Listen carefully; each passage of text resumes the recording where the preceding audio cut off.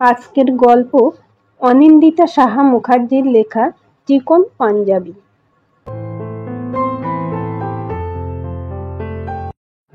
Cheers! খুব জোরে চিৎকার করে বলল সবাই। সুকল্যাণ কোলে রাখা নৌকাডুবি থেকে মুখ তুলে একবার দেখলেন। কিছু দেখার নেই, কারণ দরজাটা বন্ধ করা। কিন্তু অনুভব করলেন বাইরে প্রচন্ড আনন্দ হচ্ছে, হুল্লোড় হচ্ছে, সাথে উদ্যমে নাচ হবে। নাই বা কেন? আজ যে ওনার একমাত্র ছেলে সুপ্রতিমের জন্মদিন।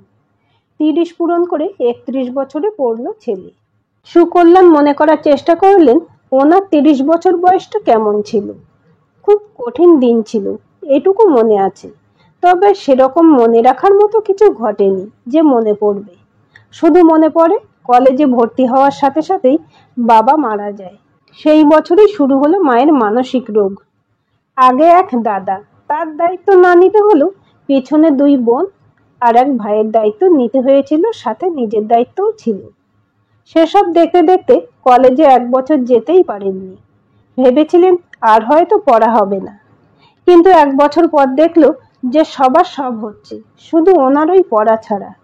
দাদা বাবার অর্ধেক করে যাওয়া রেলের চাকরিটা পেয়ে গেল। বড় বোন কলেজে ভর্তি হলো, ভাই উচ্চ মাধ্যমিকের ফর্ম ফিল আপ করলো। ছোট বোন দেখতে দেখতে 9-এ উঠে গেল। সেদিন প্রথম বুঝেছিলেন সুকল্যাণ ওই বা কেন পড়াটা বন্ধ করবে। শুরু করেছিলেন সবটা, কিন্তু সেই উচ্ছ্বাসটুকু আর ছিল না। তাই আর কারোকে বলা হয় না যে উনি গ্রাজুয়েট।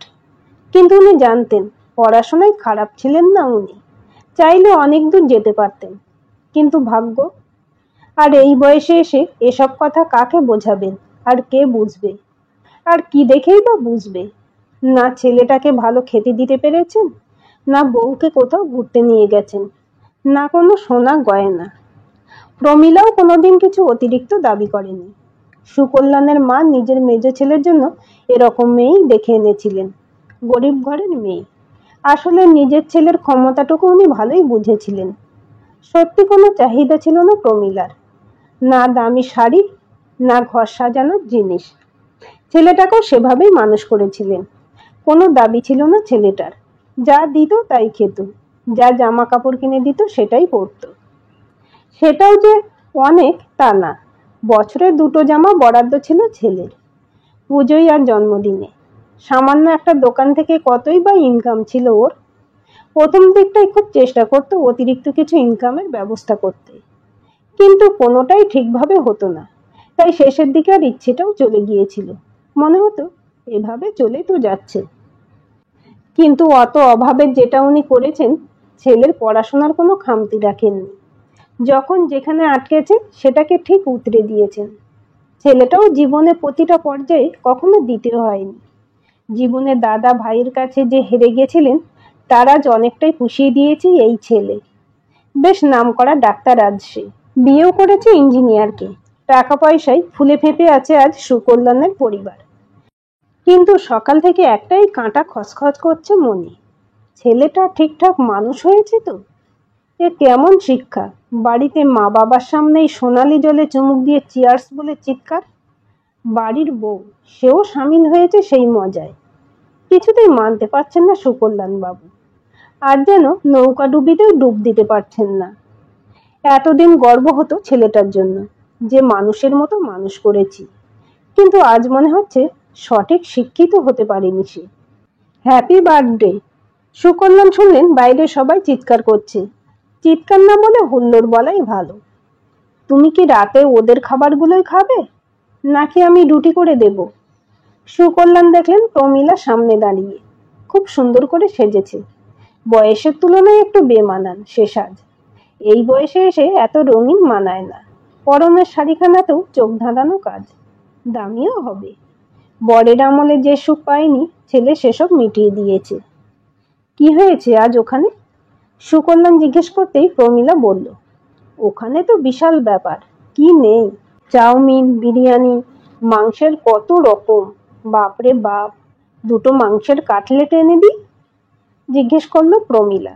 সুকল্যাণ দেখলেন প্রমীলা কি সুন্দর মানিয়ে নিয়েছে এসবের সাথে। কত সাবলীল। সুকল্যাণ চোখ উঠিয়ে টেবিলের দিকে তাকিয়ে বললেন, সুমি দিয়ে গেছে, কিন্তু আমার ভালো লাগেনি। প্রমীলা অবাক হয়ে বলল, ভালো লাগেনি?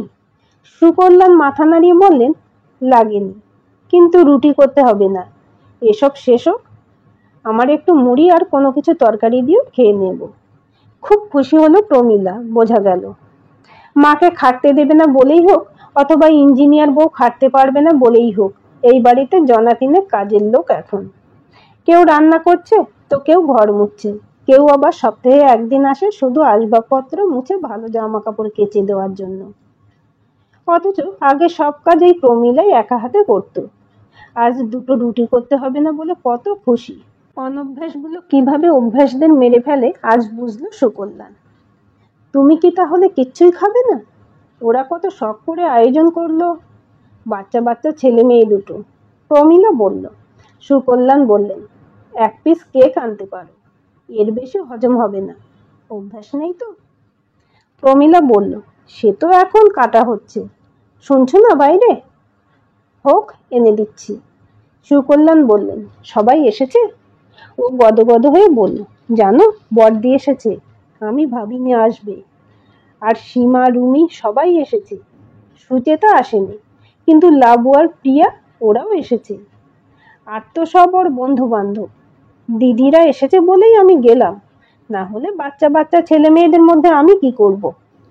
সুকল্যাণ বললেন, ঠিক আছে, যাও, একটা দিন একটু মজা করো। সুকল্যাণ দেখলেন প্রমীলা ঘর থেকে বেরিয়ে গেল। মা মারা যাওয়ার পর থেকে সংসার ভেঙে গেছে সুকল্যাণদের। ও নিজেই প্রথম একটা বাড়ি ভাড়া করে আলাদা হয়ে গেছিল, কারণ পরিবারে ওরাই সব থেকে কম ছিল। একান্নবর্তী পরিবারে এই নিয়ে কোনো রকম কথা হওয়ার আগেই বউ আর 4 বছরের বাচ্চা ছেলে নিয়ে ভাড়া বাড়িতে চলে এসেছিল সুকল্যাণ। বোনেদের বিয়ে হয়ে গিয়েছিল বলেই সেটা সম্ভব হয়েছিল। তারপর ভাই আর বড়দাও আলাদা হয়ে গেছে, যে যার বাড়ি করে চলে গেছে পৈতৃক বাড়িটুকু তালা দিয়ে। এই পৈতৃক বাড়িতেই আজ থাকে সুকল্যাণ। সুপ্রতিম জেঠুকে কাকার পিসিদের প্রাপ্যটুকু দিয়ে বাড়িটা কিনে নিয়ে সেটা রাজপ্রাসাদ বানিয়েছে। বাড়ির সামনে মস্ত হল ঘর, আজ সেখানেই চলছে ওর জন্মদিনের অনুষ্ঠান। প্রমীলা বলল, সবাই এসেছে, বড়দি মানে সুকল্যাণের দাদার বউ, তার 2 ছেলের বউ সীমা আর রুমি, ছোট ভাইয়ের 2 ছেলে মেয়ে লাবু আর প্রিয়াও এসেছে। কিন্তু ওদের মা মানে সুচেতা আসেনি। আজ সবার সাথে সবার খুব ভাব, আসলে টাকাটাই সব। ওটা যতদিন ছিল না, খুব বেশি যোগাযোগও ছিল না। সুকল্যাণ চেয়ার ছেড়ে উঠে পড়েছে। দরজাটা খুলে একটু উঁকি মেরে দেখতে ইচ্ছে করল। এত বছর অবধি এরকম পার্টি শুধু টিভিতেই দেখেছে। ধীর পায়ে এগিয়ে দরজা দিয়ে উঁকি মারল সুকল্যাণ।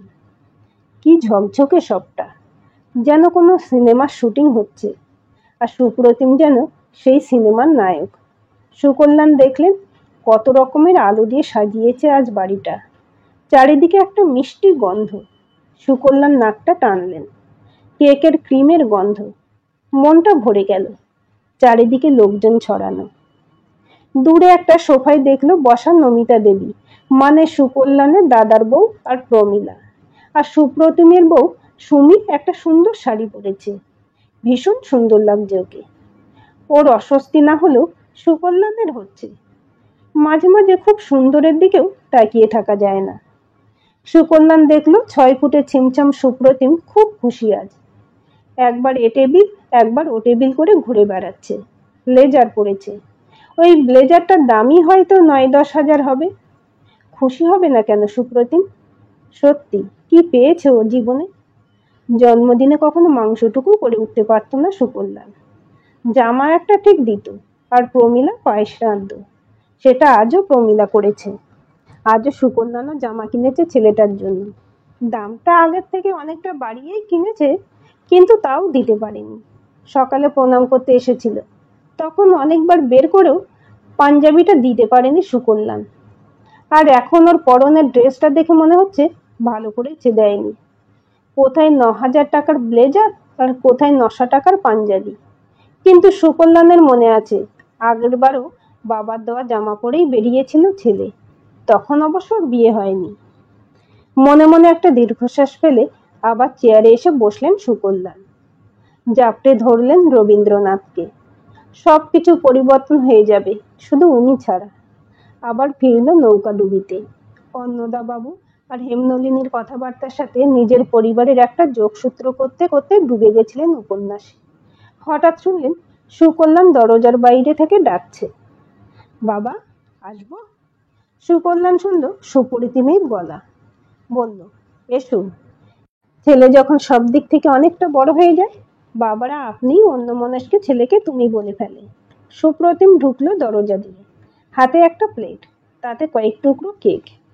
6 ফুটে সুপ্রতিম হাঁটু গেড়ে বাবার সামনে বসে বলল, নাও বাবা, এটা খাও। একটু কেমন লজ্জা লাগলো সুকল্যাণের।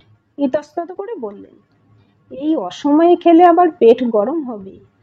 সুপ্রতিম বলল, কিচ্ছু হবে না, খাও তুমি। আমি খুব ভালো জানি তুমি কেক খেতে খুব ভালোবাসো। সত্যি, সুকল্যাণ কেক খেতে ভালোবাসে। বাইরে বেরোলেই পঞ্চু চায়ের দোকানে কেক আর চা বাঁধা। ক্রিম লাগানো কেকটাও দারুণ লাগে। ওটা সুপ্রতিম একটু বড় বয়সের জন্মদিনে ওর বন্ধুরা আনলে বা কখনো ওই যদি আনতো, খেত। অপূর্ব স্বাদ। সামনে প্লেটটা ধরে রেখেছে দেখে এক টুকরো তুলে নিলেন সুকল্যাণ। সুপ্রতিম বলল, বাবা আগে আমাকে খাও। জন্মদিনে যতবার কেক খেয়েছি তোমার হাতে খেয়েছি, তাই কেটেই আগে আমার আর তোমারটা বাঁচিয়ে নিয়ে আসলাম, একসাথে দুজনে খাবো। সুকল্যাণ তাড়াতাড়ি এক হাতে রাখা নৌকাডুবি রেখে দিয়ে ছেলের মাথাটা ধরে অন্য হাত দিয়ে কেক খাইয়ে দিলেন। ছোটবেলায় যেমন পড়ার চাপে ভাত মেখে খাইয়ে দিতেন, ঠিক সেরকম যত্ন করে খাইয়ে দিয়ে আবার গায়ের চাদরটা দিয়ে মুখে লেগে যাওয়া ক্রিমটা মুছিয়ে দিলেন ছেলের। সুপ্রতিম এবার হাত পাতল। অবাক হয়ে তাকিয়ে আছে সুকল্যাণ। সুপ্রতিম বাবার অবাক করা চাউনি বুঝে বলল, বাবা জন্মদিনে জামা কেননি আমার? বুকটা হু হু করে উঠল সুকল্যাণের। তাড়াতাড়ি চেয়ার ছেড়ে উঠে হাতটা চাদরে মুছে আলমারির সামনে গেলেন। ওখান থেকে টেনে বের করে আনলেন ঘিয়ের উপর লাল রঙের চিকনের পাঞ্জাবিটা। অনেক দোকান ঘুরে কিনেছেন, খুব দামি জামাই কিনতে চেয়েছিলেন সুকল্যাণ। পকেট ভর্তি টাকা, কিন্তু 900-র উপরে উঠতে পারেননি। আসলে দামির সীমা ওনার ওই অবধি। অভ্যাসগুলোই যে সীমা বেঁধে দিয়েছে সুকল্যাণের। সুপ্রতিম লাফ দিয়ে এসে বাবার হাত থেকে টেনে নিল পাঞ্জাবিটা। তুমি কিনেছো? বাচ্চাদের মতো জিজ্ঞেস করলো সুপ্রতিম। হাত বোলাচ্ছে, খুলে দেখছে, চোখে মুখে বাচ্চা বেলার মতো খুশি। জিজ্ঞেস করলো, পড়ি? সুকল্যাণ ভাবলো বলবেন, এত দামি পোশাক ছেড়ে এটা পরবি, কিন্তু পারল না। ছেলের খুশি দেখে আর দ্বিমত আনলেন না। সুকল্যাণ বললেন, পর না, ভেতরে পাজামাও আছে। পাশের ঘরে চলে গেল সুপ্রতিম। মনটা খুশিতে ভরে গেল সুকল্যাণের। কিচ্ছু বদলায়নি, কোনো শিক্ষায় কম নেই। ছেলে এতটুকু বদলায়নি, বরং সুকল্যাণকে বদলাতে হবে অনেকটা। সময়ের সাথে সাথে যখন সব বদলাচ্ছে, নিজে আর গণ্ডিতে থাকা কেন? নাই বা খেলো আজ, ও তো পারত বাইরে গিয়ে একটু দাঁড়াতে, ভালো লাগতো ছেলেটা। সুপ্রতিম বেরিয়ে এলো পাশের ঘর থেকে। ছিপছিপে মাজা রঙের সুপ্রতিমকে কি অপূর্ব লাগছে ঘিয়ে রঙের চিকন পাঞ্জাবিতে। ছেলেকে দেখে সুকল্যাণ বলল, বাহ কি দারুণ লাগছে বাবু তোকে। সুপ্রতিম বলল, ভালো লাগছে না? সুপ্রতিম বাচ্চাদের মতো আনন্দে ঘুরে নিল।